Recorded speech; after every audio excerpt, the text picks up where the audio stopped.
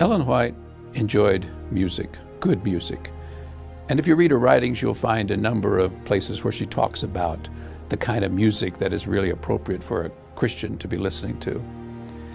She used to tell her grandchildren, "Children, we must learn to sing the songs of Zion here if we would join the angel choir yonder." She knew something about the angel choir because she heard the angel choir sing in vision on more than one occasion. In fact, one time when I was talking with Ellen White's youngest granddaughter, Grace Jacques, she told me that on occasion, apparently this didn't happen very often, but on occasion, when Ellen White, when her grandmother would come from her bedroom in the morning, she would ask them in the family, "Did you hear the angel choir singing last night?" And they would say, "No, Grandma, we didn't hear any angels singing last night."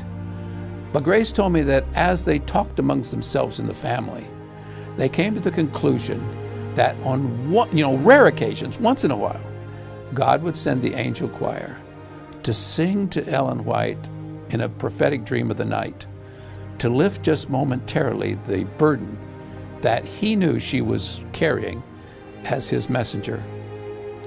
Now, this business this having heard the angel choir sing, there's an interesting story that comes down. One time, Ellen White was speaking at a prayer meeting.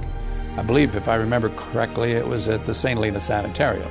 Anyway, it was a weekly prayer meeting. And the congregation was singing kind of listlessly, like we sometimes do, just kind of mumbling the words, not thinking much about it. And she stopped them right in the middle of their singing, and she said, "Now, brothers and sisters, I've heard the angel choir sing in vision, and they don't sound like this. They sing with feeling and with expression. Don't you think that we could do a little bit better?" And the story is that they did a lot better. Ellen White's favorite hymn probably will be of no surprise. It is "Jesus, Lover of My Soul." When you think about all that that woman wrote about Jesus and the very popular books, some of the most beloved books that she wrote, things like The Desire of Ages and Steps to Christ, and even the great controversy between Christ and his angels and Satan and his angels, it is no wonder that "Jesus, Lover of My Soul" was her favorite hymn.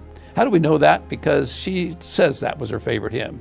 Now, I know various people say various hymns were her favorites, but she says in a letter to a friend in 1906 that after she had preached at a certain place, she had them sing my favorite hymn, "Jesus, Lover of My Soul."